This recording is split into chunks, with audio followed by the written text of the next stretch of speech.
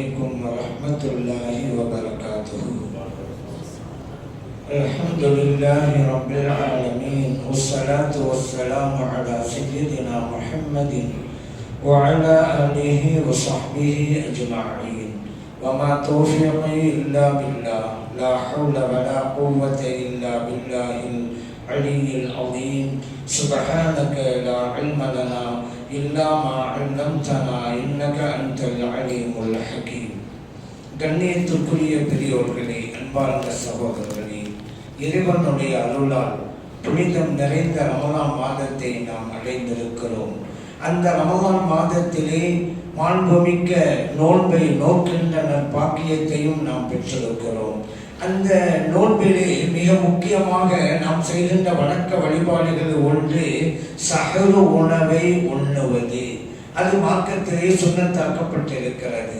நபி ஸல்லல்லாஹு அலைஹி வஸல்லம் அவர்கள் சஹரு உணவு சம்பந்தமாகவும் பல்வேறு விவரங்களை நமக்கு அறிவித்து காட்டியிருக்கிறார்கள். எதுவரைக்கும் உண்ணலாம் பருகலாம் என்றால் இறைவன் குர்ஆனிலே சொன்னான், குலு வஷ்ரபு ஹத்தா யதபய்யன லகுமுல் கைத்துல் அபியது மினல் கைத்துல் அஸ்வதி மினல் ஃபஜ்ரி. நீங்கள் உண்ணுங்கள், பருகுங்கள், கருப்பு கயிறிலிருந்து வெள்ளை கயிறு தெரிகின்ற வரைக்கும், அதாவது ஃபஜ்ர் நேரம் வருகின்ற வரைக்கும் என்று இறைவன் சொன்னான்.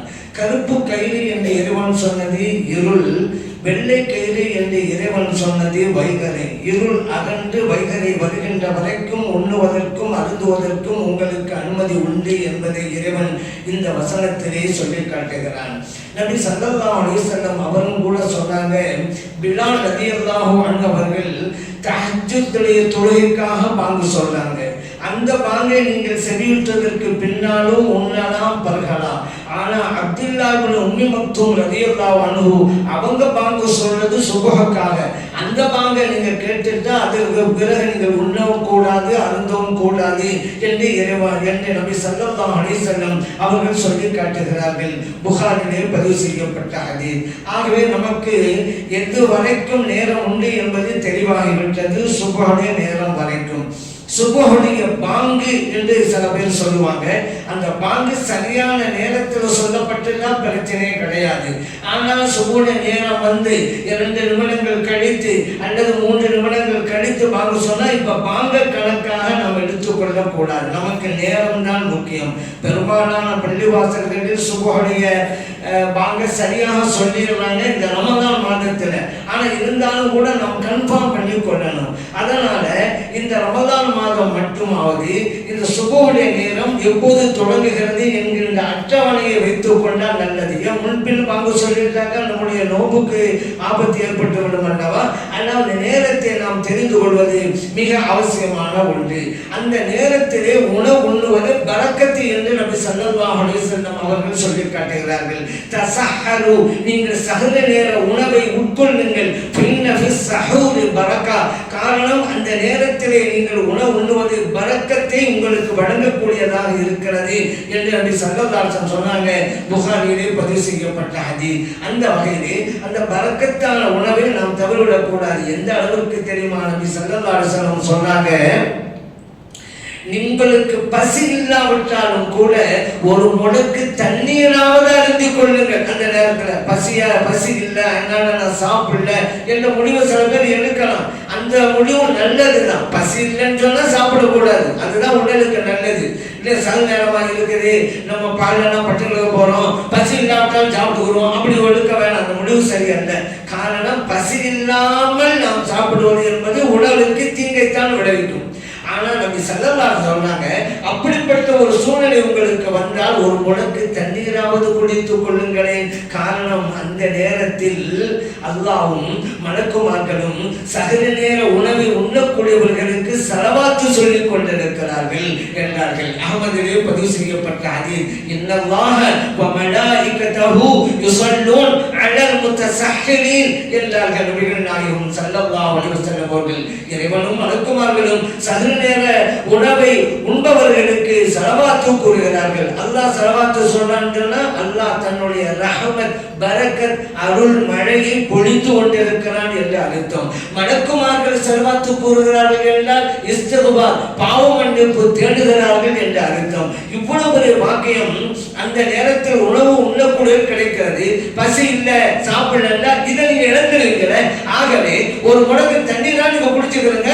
அப்ப அதனால அல்லாஹ்வுடைய ஸலவாத்தும் மலக்குமாருடைய ஸலவாத்தும் உங்களுக்கு கிடைத்திரும் அல்லவா என்று நபிகள் நாயகம் ஸல்லல்லாஹு அலைஹி வஸல்லம் அவர்கள் கூறுகிறார்கள். அதே போல அந்த சஹ்ர நேர உணவுகளில் சிறந்த உணவு பேரித்தங்கனி என்றார்கள். அபூதாவுதிலே பதிவு செய்யப்பட்ட ஹதீஸ். அப்ப அதனால நம்ம இந்த நம்முடைய பழக்க வழக்கத்தின் அடிப்படையில வெறும் பேரித்தங்கனி சஹ்ர உணவு என்பதல்ல, அது முடியாத காரியம். வெறும் பேரித்தங்கனி மட்டும் சாப்பிட்டு நோக்க முடியுமா? முடியாது. இங்கே சிறந்த உணவு என்று சொல்லிவிட்டதுனால வழமையாக நாம் உண்ணுகின்ற உணவுக்கு மேலாக ஒரு ஈத்தங்கனியோ அல்லது 3 சாப்பிட்டு கொண்டால் சிறந்த உணவை உட்கொண்டோம் என்கின்ற சிறப்பு நமக்கு கிடைத்து விடுகிறது. ஆகவே அதையும் கூட நம்ம ஃபாலோ பண்ணணும்.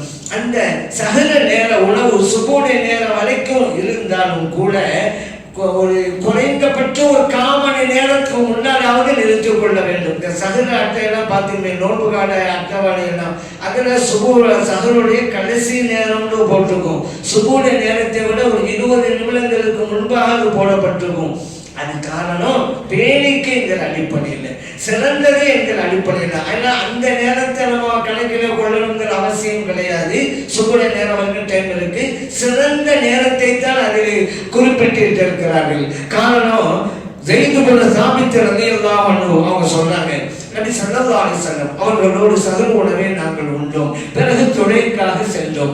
பிறகு அவர்களிடம் கேட்கப்பட்டது, கம் கான கதுரு மா பைனஹுமா, நீங்க சாப்பிட்டீங்க, தொழுகைக்கும் போனீங்க, ரெண்டுக்கும் மத்தியிலே இடைவெளி கால அளவு என்ன என்று கேட்கப்பட்டது. அப்ப அவங்க சொன்னாங்க 50 ஆயத்தன், 50 வசனங்கள் ஓதினால் எவ்வளவு நேரம் எடுக்கும், அவ்வளவு நேரம் இருந்தது என்றார்கள். புகாரில் பதிவு செய்யப்பட்ட ஹதீஸ். அந்த காலத்துல அப்படித்தான் சொல்ல முடியும். இப்ப நம்ம சொல்லலாம் 1/4 மணி நேரம் இருக்கும், 20 நிமிஷம் இருக்கும், 10 நிமிஷம் இருக்கும். இப்ப நம்ம சொல்லிடலாம். அந்த காலத்துல அந்த அமைப்பு இல்லை.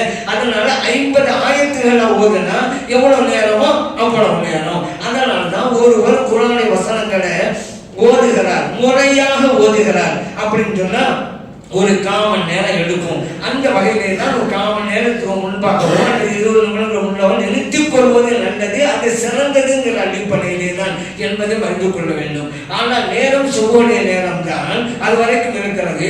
ஆனால் சாப்பிட்டு கொண்டிருக்கின்ற போது பாங்க சொல்லி தான் வச்சுக்கிறோங்க, டைம் வந்துருச்சு. இப்பொழுது வாயிலே இருக்கிற உணவை கூட நாம் துப்பிவிட வேண்டும். அதை வாய் வரைக்கும் வந்துருச்சுல, அதை மட்டும் சாப்பிட்டு கொள்வோம் அப்படின்னு முடிவுக்கு வந்துடக்கூடாது. அதுபோல தண்ணி குளிச்சுக்கிட்டே இருக்கிறோம், அல்லாஹ் அக்பர்னு வாங்க சொல்லப்படும் சொன்னா வாயிலே இருக்கிற தண்ணீரையும் கூட நாம் துப்பிவிட வேண்டும். அட்டனை முடிஞ்சு அதுக்கு பிறகு உள்ளே போகக்கூடாது. அதனால வாயில வச்சிருந்தோம் அது மட்டும் சாப்பிடுறதுனால நோன்பே போச்சுங்க, நோன்பே கூட போயிடும். ஆக அதுதான் என்னங்கிறத நம்ம வழங்கி கொள்ளணும். ஆனால் சில பேர் ஏதாவது ஒரு சொல்லி குழப்பம் பண்ணணும் அப்படின்னு சில பேர் நேர்ந்து விட்டுருக்குன்னு இந்த சமுதாயத்தில் அவங்க என்ன செய்வான்னு சொன்னா, இல்லை நீங்க பாங்கு சொன்னாலும் கூட பாங்கு சொல்லி முடிக்கிற வரைக்கும் நீங்க சாப்பிடலாம் அப்படின்னு சொல்லக்கூடியவங்களாம் இருக்கிறாங்க. சட்டில் உள்ளதை சாப்பிட்டு முடிக்கிற வரைக்கும் இருக்கலாம். இல்லை ஏதாவது சொல்லிருக்கிறதுனால நான் கேட்கிறேன், ஒரு ஹதீஸ் வந்திருக்கேன். ஹதீஸ்னா அது என்ன ஒன்று புரிய வேணாம, குர்ஆனுடைய வசனத்துக்கு முரணாக ஹதீஸ் இருக்கும்.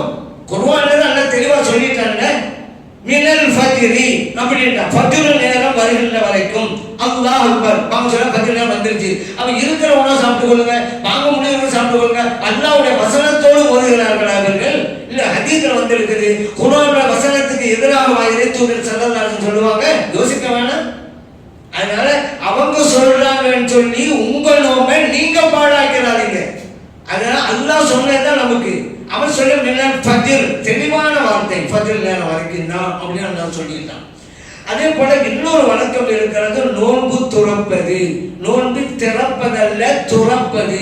நாம் வைத்த நோன்பை துறந்து விடுகிறோம். துறத்தல் தான் கரெக்ட். ஆனா அது நாளடைவில் முன்னோர்கள் துறத்துன வார்த்தையை தான் சொன்னாங்க. நாளடைவில் மக்களுக்கு மத்தியில அதை மருவி திறத்தல் என்று ஆகிவிட்டது. நோன்பு திறக்கிறாங்க, அதுதான் மக்கள் மத்தியில் இருக்கு. ஆனா இலங்கையில இன்னைக்கும் துறத்தல்ங்கிற வார்த்தையை தான் மக்கள் யூஸ் பண்ணிட்டு இருக்கிறாங்க. அது ஒரு வணக்கம். அந்த நேரத்திற்கென்றும் சில ஒழுங்குமுறைகளை கண்மணியின் நாயகம் ஸல்லல்லாஹு அலைஹி வஸல்லம் அவர்கள் கற்றுத் தருகிறார்கள்.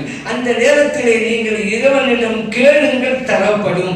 எந்த திரையும் இல்லாமல் இறைவனிடம் நீங்கள் கேட்கிற பிரார்த்தனைகள் அங்கீகரிக்கப்படும் என்றார்கள் நபிகள் நாயகம் ஸல்லல்லாஹு அலைஹி வஸல்லம் அவர்கள். இந்த ஹதீஸ் இப்னு மாஜாவிலே பதிவு செய்யப்பட்டிருக்கிறது. சில துஆக்கள் திரையில்லாமல் ஏற்றுக்கொள்ளப்படும். அவற்றில் ஒன்றுதான் ஒரு பயணி தன் பயணத்திலே செய்கின்ற துஆ. அதே போன்று பெற்றோர்கள், தாயும் தந்தையும் தங்கள் பிள்ளைகளுக்கு செய்கின்ற துஆ, இவைகள் எல்லாம் உடனடியாக அங்கீகரிக்கப்படும். அந்த வரிசையிலே தான் நோன்பாளி நோன்பு துறக்கிற நேரத்திலே செய்கின்ற துஆவும் அங்கீகரிக்கப்படும் என்றார்கள். ஆகவே அந்த நேரத்தை, அற்புதமான நேரத்தை நாம் பயன்படுத்திக் கொள்ள வேண்டும். எந்த உணவை கொண்டும் நாம் நோன்பு துறக்கலாம். ஆனாலும் கூட நீங்கள் பேரித்த நிலையை கொண்டு துறங்கள் என்றார்கள் நபிகள் நாயகம் ஸல்லல்லாஹு அலைஹி வஸல்லம் அவர்கள். அப்படி பேரித்தங்கனை இல்லையா, தண்ணீரை கொண்டு நோன்பு துறங்கள். திருமீதிலே பதிவு செய்யப்பட்ட ஹதீஸ். ஆகவே எந்த உணவையும் உட்கொள்ளலாம். நமக்கு முன்னால பல உணவு வகைகளும் இருக்கலாம், பிரச்சனை இல்லை. ஆனால் நம்முடைய உடலுக்குள் செய்கிற முதலாவது உணவு பேரித்தங்கனையா இருக்கட்டும். அது பிறகு மத்தியானம் சாப்பிடுங்க. அப்பேர்கள் இல்லைன்னா முதலாவது உடலுக்குள் செல்கிற உணவு தண்ணீராக இருக்கட்டும் என்பதுதான் நபிகள் நாயகம் ஸல்லல்லாஹு அலைஹி வஸல்லம் அவர்களுடைய கூற்றாக இருக்கிறது. அந்த இஃப்தாருடைய நேரத்திலே துஆவையும் கற்றுத் தருகிறார்கள் நபிகள் நாயகம் ஸல்லல்லாஹு அலைஹி வஸல்லம் அவர்கள். 2 துஆ இருக்குதுங்க. ஒரு துஆ, அந்த ரெண்டு துஆக்கள் இடம்பெற்ற அந்த ஹதீஸ் இருக்குதுல, அது அபூ தாவூதில் பதிவு செய்யப்பட்டிருக்கிறது. ஒரு துஆ என்ன? ரஹபல் லம்பு வபதல்லத்தில் உரூகு வஸபத்தல் அஜ்ரு இன்ஷா அல்லாஹ் அப்படின்னு அந்த துஆ. அது என்ன அர்த்தம்? ரஹபல் லம்பு தாகம் தணிந்து விட்டது, வபதல்லத்தில் உரூகு நரம்புகள் ஈரம் அடைந்து விட்டன, வஸபத்தல் அஜ்ரு கூலி உறுதியாகி விட்டது, இன்ஷா அல்லாஹ் அல்லாஹ் நாடினால். இப்படி ஒரு துஆ இருக்குங்க. ஒரு காலம் வரைக்கும் இந்த வஹாபிகள்னா நம்ம ஓதுறவங்கள வளமையா ஒரு துஆ ஓதிட்டு இருக்கிறோம். நமக்கு என்ன தெரிஞ்சது? அல்லாஹும்ம லக்க ஸம்து வபிக்க ஆமன்து வஅலைக தவக்கல்து வஅலா ரிஸ்கிக அஃப்தர்து ஃபதகப்பல் மின்னி ஓதும்ல. இதுக்கு என்னங்க ஆதாரம்? இது பித்அத்துங்க, மார்க்கத்திலே இல்லாத துஆங்க அப்படின்னு சொல்லிவிட்டு ரஹபல் லம்னு ஒரு துஆ இருக்கு, அதை வேண்டாம் ஓதலாம் என்று ஒரு காலத்துல சொன்னாங்க. எப்பவுமே அப்படிதான், நிலை இல்லாதவர்கள் தானே வஹாபிகள். இப்ப அந்த துஆ உள்ள ஹதீஸும் பலவீனம் தான், அதையும் ஓதக்கூடாது அப்படிங்கிறாங்க. எல்லாம் மாட்டிக்கிது. சரி, இதுல ஓதுறோம்ல, எவ்வளவு அற்புதமான வார்த்தை. அல்லாஹ் லக்க ஸம்து வபிக ஆமன்து அப்ப சொல்றோம் அல்லவா, முழு வாசகங்களும் ஹதீஸில் இல்லாவிட்டாலும் ஒரு சிலது ஹதீஸில் இருக்கிறது. அதே அபூ தாவூதிலே இருக்கிறது. அல்லாஹும்ம லக்க ஸம்து, இறைவனே உனக்காகவே நான் நோன்பு நோற்றேன், வஅலா ரிஸ்கிக அஃப்தர்து, நீ தந்த ரிஸ்கை கொண்டே நோன்பு துறக்கிறேன். அப்படி அதுக்கு அர்த்தம் ஹதீஸில் இருக்குது. சில வாசகங்கள் இருக்கத்தான் செய்யுது. நம்ம சில வார்த்தைகளை சேர்த்து சொல்றோம், அவ்வளவுதான். ஆனா இது சஹீஹான ஹதீஸ் இல்லை, பலவீனமான ஹதீஸ். ஆகவே இந்த துஆவை ஓதக்கூடாது என்கிறார்கள். யார் தெரியுமா? பலவீனமான ஹதீஸை கொண்டு தொழுகையிலே நெஞ்சிலே கை கட்டுபவர்கள். பக்கா பலவீனமான ஹதீஸ், நெஞ்சில கை கட்டுறது. ஊருக்குள்ள அதைத்தான் சரியான டிஃபரன்ஸ் காமிக்கிறாங்களாம். அந்த பாட்டுன்னு மக்களும் தெரியணுமா, அறிக்க வேண்டி. பலவீனமான ஹதீஸ், பலவீனமான ஹதீஸ் வச்சு நெஞ்சில கை கட்டுவிட்டு இந்த துஆவை ஓதவானாங்கிறீங்களே. சரி, பலவீனமான ஹதீஸுக்கு முஹத்தீஸ்கள் என்ன விளக்கம் தந்திருக்கிறாங்க? பலவீனமான ஹதீஸ் சொல்லி தந்த யாரு? முஹத்தீஸ்கள் தானே, ஹதீஸ்கள் இமாம்கள் தானே. அவங்க என்ன தீர்வு சொல்றாங்க? யஜூஸுல் அமலு பில் ஹதீஸில் லைஃபி, பலவீனமான ஹதீஸாக இருந்தாலும் அதை கொண்டு அமல் செய்வது கூடும் என்று தான் சொல்லி தந்திருக்கிறாங்க. இது அமல் தானே, துஆ ஓதுறது அமல் அல்லவா? ஹதீஸ் லைஃப் என்று பலவீனம் என்று தரம் பிரித்தவர்களே தீர்வை சொல்லி தந்திருக்கிறார்கள் என்கின்ற போது ஏன் இரட்டை இழவுவோம்? அவங்க பலவீனம் சொன்னதை எடுத்துக்கொள்வோம், பலவீனத்துக்கு தீர்வா சொன்னாங்க அதை எடுத்துக்கொள்ள மாட்டோம். ஏன் இரட்டை இழவுவோம்? அமல்ல சாப்பிடலாம். நான் இன்னும் சொல்லுவது ஹதீஸ்ல வண்ணண்டே வச்சுக்கிறேங்க. ஹதீஸ்ல இருக்கிற அது ஒரு விஷயம், ஹதீஸ்ல இல்லை. இது சொல்லக்கூடாதா? அல்லாஹும்ம லக்க ஸம்து, இறைவனே உனக்காக நான் நோன்பு வச்சேன் சொல்லக்கூடாதா? ஹதீஸ்ல வரல. ஒரு நாள் சொல்றாரு, யா அல்லாஹ் இந்த நோம்பை நான் உனக்காக தான் வச்சேன் சொல்லக்கூடாதா? நான் வஹாபிட்ட கேட்கிறேன், நீங்க யாருக்காக வேண்டிய நோம்பு வச்சுங்க? அல்லாஹ்வுக்காக தான். அந்த நபி சொல்றாரு, அதை கூடாங்கிறீங்க. சரி, வஅலா ரிஸ்கிக அஃப்தர்து, நீ தந்த உணவை கொண்டே நோம்பு துறக்கிறேங்கிறாருல்ல. நமக்கு வேற ரிசுக்கு தந்தது அல்லாஹ் தந்தான், இருக்கிறதான சொல்றாரு. அதே கூடாதுங்க. சரி, அவங்க நான் கேட்கிறேன், நீங்க ரிசுக்கை கொண்டு நோம்பு துறக்கிறீங்கல்ல, இந்த ரிசுக்கு கொடுக்குறது யாரு? அல்லாஹ் தான். அதனால ஒரு சொல்றேன், ஏன் வேணாங்கிறீங்க? என்னங்க ஹதீஸ்ல வல்லல்ல வச்சுக்கிறேங்க. எவ்வளவு உச்சகட்டமான வார்த்தை அது. யா அல்லாஹ், உனக்கு அர்த்தம் வச்சேன், நீ தந்த ரிசுக்கை கொண்டு நான் நோம்பு துறக்கிறேன், நன்றி வெளிப்படுத்துறாரு. கடைசியில சொல்றாரு, பார்த்தா கப்பல் நின்று என் நோம்பை நீ கபுல் செஞ்சுக்க அப்படிங்கிறாரு. எவ்வளவு அற்புதம். ஹதீஸ்ல வராவிட்டாலும் சொல்ல வேண்டும் அல்லவா?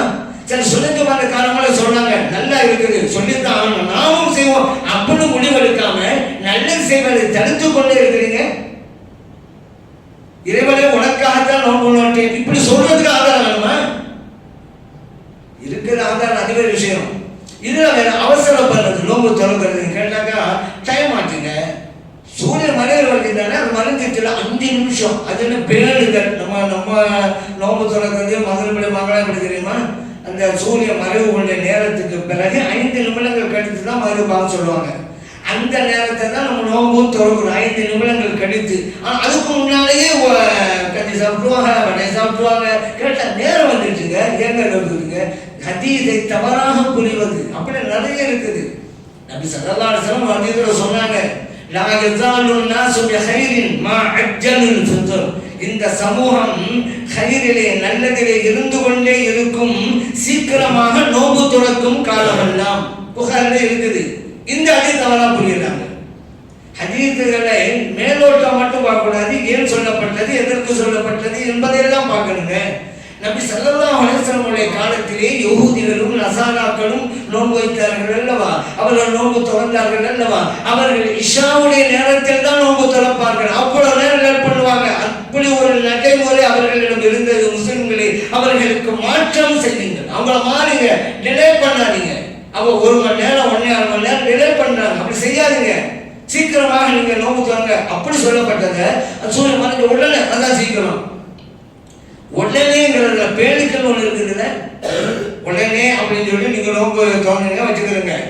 கொஞ்சம் வித்தியாசமான என்ன செய்வீங்க, கொஞ்சம் மைக்ரோ செகண்ட் தெரியுங்களா? ஒரு வினாடியிலேயே பல துளிகள் உள்ளது.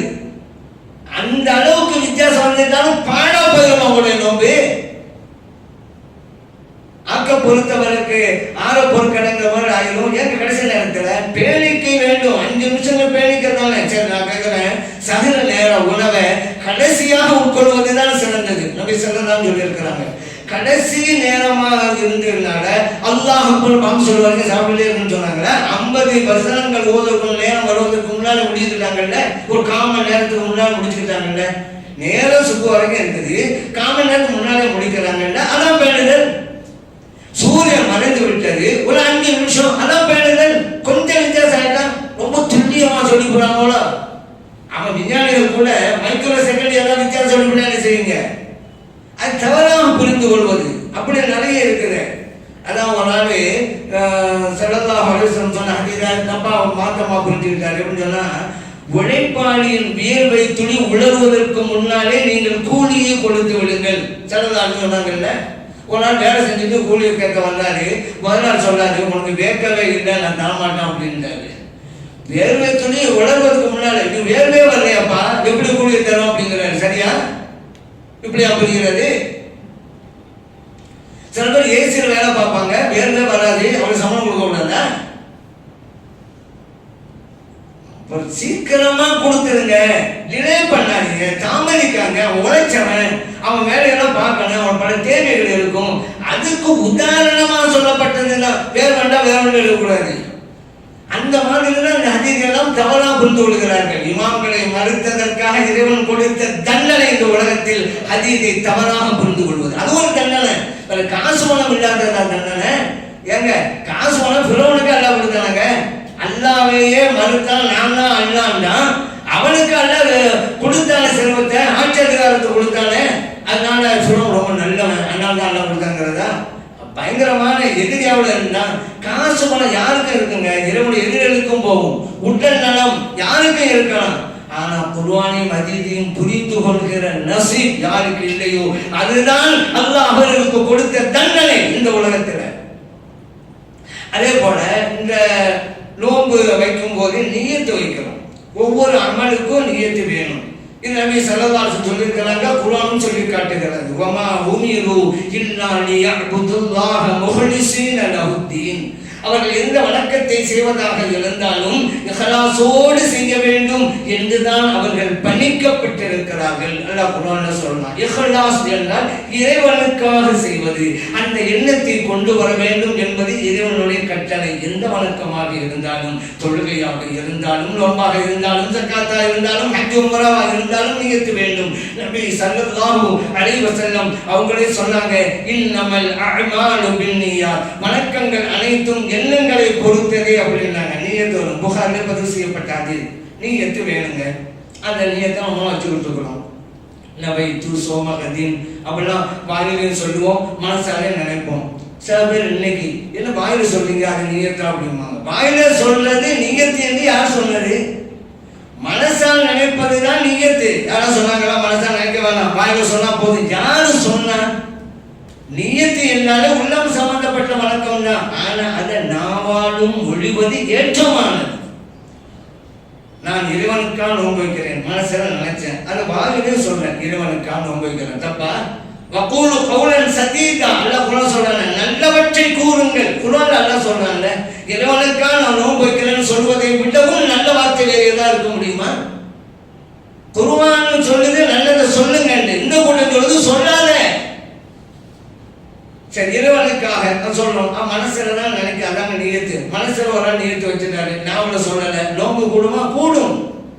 ஒரு ஆள் மனசுல நினைக்கல, நாவல மட்டும் சொன்னாரு, கூடுமா? கூடாது. ஏன்? கல்வ நினைக்கிறோம் அல்லவா? அப்போ மனசாலும் நினைத்தாரு, வாழ்நாளும் சொன்னாருன்னு சொன்னா இப்பொழுது அதிக நன்மைகள் கிடைக்கிறது அவருக்கு. அந்த அதிக நன்மைகளுக்காக தான் நமக்கள் நாடு நாளும் எழுது கொண்டிருக்கிறாங்க. இந்த உலகத்தில் நல்லது எப்படியெல்லாம் கிடைக்குமோ அப்படியெல்லாம் நாம் அது பயன்படுத்திக் கொள்வதுதாங்க அறிவுடைமை. ஒவ்வொரு நொடிப்பொழுதை கூட, ஒவ்வொரு வழக்கத்தை கூட பயன்படுத்திக் கொள்ளணும். அப்ப தெரியும், மறுமையில் போன போது தெரியும் நம்ம இப்படிலாம் பயன்படுத்தினோமே, அதனால தான் இவ்வளவு பெரிய தரகாட்டம் தந்தாண்டு. ஆனா இதெல்லாம் பிதாத்து பிதாத்து பிதாத்து என்று 100க்கு 300 தடவை சொல்லிக் கொண்டிருக்கிற அந்த கூட்டம் மறுமையிலே கை பிசைந்து கொண்டு இருப்பார்கள்.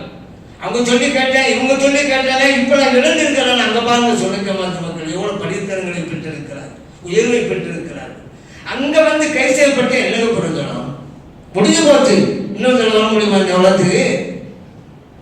சரி, அந்த நியத்துல நாம் எல்லாம் சொல்கிறோம் இறைவனுக்காக அப்படிங்கிறது இல்ல. அதான் நியத்தை நீங்க வைக்க தேவையில்லை. ஏங்க, நீங்க சகருக்கு எந்திரிச்சதே இருக்கு. என்ன தத்துவம்? நீங்க சகருக்கு என்ன எந்திரிச்சிங்க? இவ்வளவு நாள் சகருக்கு எந்திரிச்சிங்களா? இல்ல இல்ல. ஆனா இப்ப நோம்புல தானே எந்திரிக்கிறீங்க. நீங்க சகருக்கு எந்திரிச்சதே நோம்பு பிடிக்கிறதானுங்க. தனியான நோம்பு பிடிக்கணும்னு நியத்து வைக்கணுமா? இப்படி சொன்னோம்ல, ஆமா அப்படி சில பேர் நினைப்பாங்க. நியத்து என்றால் என்னவென்று புரியாதவர்கள் இப்படி சொல்லிக் கொண்டிருக்கிறார்கள்.